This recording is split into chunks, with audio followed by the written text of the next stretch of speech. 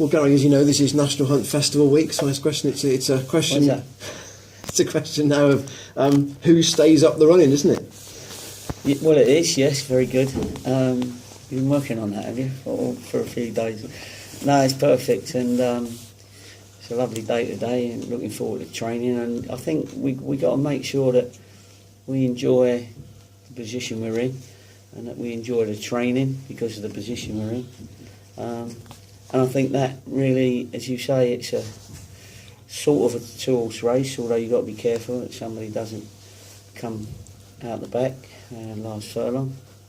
And I ain't practiced all this, by the way. So, yeah, but, you know, we want to be first past the post, don't we? And so we're doing everything we can to make sure we stay out in front. How awkward do you think Braintree might be, given how their season has gone and how tight they've been defensively in particular? I think it's a good word, awkward, because that's really what they are. They're better than that, but they are awkward.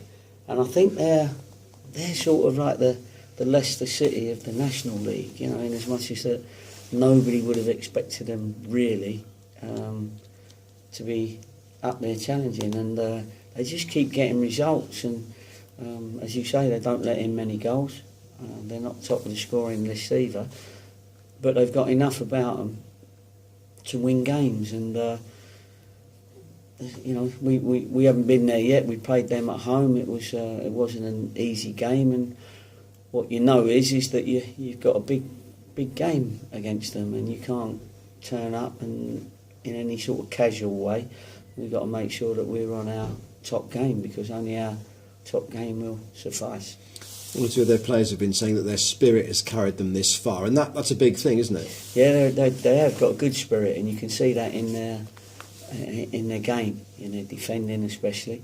You know, two brothers that run the team, manager and assistant manager. You know, they're very enthusiastic, let's say, and you know, they'll be geeing them up for the 90 minutes sort of thing. And it is looking at a couple of their games, and obviously we had them watched in the week. They have got a good spirit, and it's one of them spirits that is hard to break, which is why they're right up there. And the thing you have to do is get a couple of goals if you can, but it still won't break their spirit, because you know, that's why they're third, fourth in the league, fifth in the league. That's why they're up there. I suppose the challenge remains in both boxes, isn't it? You've got to break down a tight defence, but equally you can't give them anything cheap if they're going to shut you out. No, well, it's only what we've been doing all season. If you know, this is the game where it comes unstuck, you get beat. So, but generally, that's the rule of thumb, isn't it? Make sure that you don't give away any opportunities to the opposition, and try and get some yourself. So it's a proper football match, isn't it? You know, and it's two teams that are going for promotion. Quietly, Callum Burgess has settled in well over his 9 games, hasn't he? Had that one little blip at Eastleigh, but he seems to have got that out of his system pretty well. Yeah, whether that's a blip or not, you know, top centre halves in the Champions League give own goals away sometimes. You know, a little bit of a lack of something, communication at the time with the goalkeeper, but I think he's done really well, because he's come in, taking his game aside, which is very good from a defending point of view. He's got into the psyche of it. He's got into the tactics of it. He's got into the personality of it all really quickly, and I'm really pleased with that, because he's. I've had to give him a bit of stick along the way. He's sort of half fun sometimes, and half where he knows it's not fun. Where I'm just trying to, you know, keep him going and keep it competitive, which he is. But just needs, the young lads have to concentrate for a little bit longer, and you have to remind them. And things like getting your hair cut when your hair's in your eyes. He won't thank me for telling you this in public, but maybe that'll bludgeon him into stop going like that when the ball's gone over his head. You know what I mean? He's getting his hair out of his eyes. But anyway, that's somebody who's not got much hair saying that. So there's a few little things that we've had to pick him up on, but he's done brilliant. He's done brilliant. To take over from Downsy. All we want now is him to get on the end of one or two corners and crosses, which he will do, because at the moment he's champing at the bit, to use one of your sayings again, to score a goal. He wants to get a goal now, and hopefully he'll take 4 men with him and somebody else will score from a corner. What news of Rob Dickey? Well, Rob's playing in a game today. This was always the day, as we speak, Thursday, where they wanted him to play in a friendly game. I think they've arranged it for him. And if he comes through that, which they're pretty sure that he will, then both clubs will make contact and see where we are from there. But again, my brother Pete's gone to the game, so he's keeping a close eye as well. So is there a chance that he'll be with you on Saturday, as he has been at several games recently, and B, that he might even be available for selection? Yeah, I think so. There's I don't want to jump the gun or anything, but he's been desperate to come back, and Reading seem happy with that. His agent seems very happy with that, because he put him on the map here, sort of thing, and he's going to need to be with us for his own mental state, because he just feels that he wants to be a part of what he was a part of previously. Dates? Fit? Oh, right. Put his ass here a day, mate. He's close. He's close. Whether he'll be ready for this week or not, I'm not sure. We'll see today. But he's certainly days away as opposed to months. And just lastly, the loan deadline, I think, is another week away. Will you wait right down to the last minute to see if you need to get an extra body in? Probably, yeah. As we stand, if we get everybody that we want in, then I would go with that squad, because that's the squad that deserves it most. They're the ones that I haven't got to teach new things.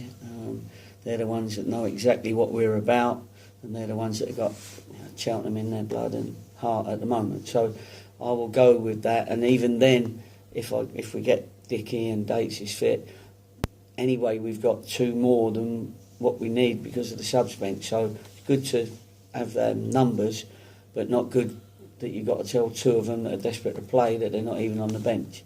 So that sort of gives you a slight problem. But anyway, we'll deal with that as and when it comes up. But the big thing is they all want to be a part of it. So that's enough for me.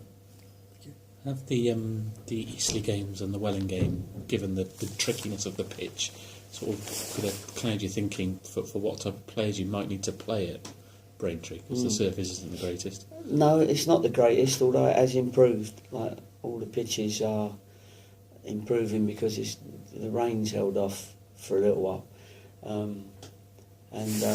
Braintree is another one that's had lots of games cancelled through the floods and all that sort of thing up there. But the word is that it's not as bad as it was, and is playable. So that's good.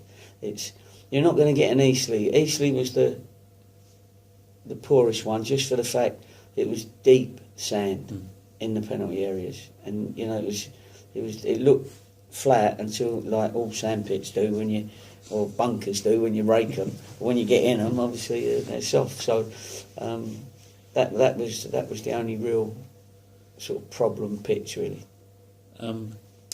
Midfield wise, you've got a real conundrum now coming up with Pelly jumping at the bit to play. Is he getting louder and louder, saying "Gaffer, pick me"? Well, he is in his training. He doesn't need to knock on my door necessarily, but you can see in their training, Morgs, Billy, Pelly, they want to play. George, he's done nothing wrong. They want to play, and it's nice to have that. But I've got to make the decisions for the right reasons. And if I've been pretty consistent in my selection of the reasons why I've selected that particular team, and I always talk to the boys that are not in the starting 11, they'll understand why I'm doing it. So all I need them to do is understand why I've done it. I don't feel that anyone that's starting is any better than somebody who's on the bench. It's just the way it goes, and what I'm trying to do tactically. Everyone knows I generally use my 3 subs, especially when we were playing Saturday, Tuesday, Saturdays, and now we've got Easter coming up as well. So they'll all play a part in the run-in to the end of the season. But the answer to your question is that they all want to start. They all want to play. Yeah, it's top v 5th and second v 6th this weekend. It's got the potential to be a big weekend. Yeah, it's a potential banana skin for both teams, really. But how do we know? We can't judge it just yet. We've got to make sure that you prepare properly, and preparation has got to be important. And when you go there, if you feel that everything you've done in preparation has been right and good and with an intensity, then you can go into the game believing that you've just give your best. Racing's been in the headlines, and footballers have been in the headlines at racing this week. Yeah. Must have been nice for you to hear that the players amongst themselves decided, nah, it's not for us this year. Let's keep our minds focused on the football. Yeah, I think that was a good thing, because races is quite a big part of other teams, and it's been part of my teams in the West Country anyway. Been part of the season. Everyone looks forward to it, and sometimes it's good to let your hair down, as it were. But they have decided that this would be a good time to step back and concentrate. So I'm pleased with that, because there's no pictures of our players at the moment in the front or back in newspapers, which is always good. We don't want them icebergs at the moment, because what will happen is, what you don't want is getting beat and people moaning about the wrong reason why you got beat. You know what I mean? So that's important for the public perception, if you like.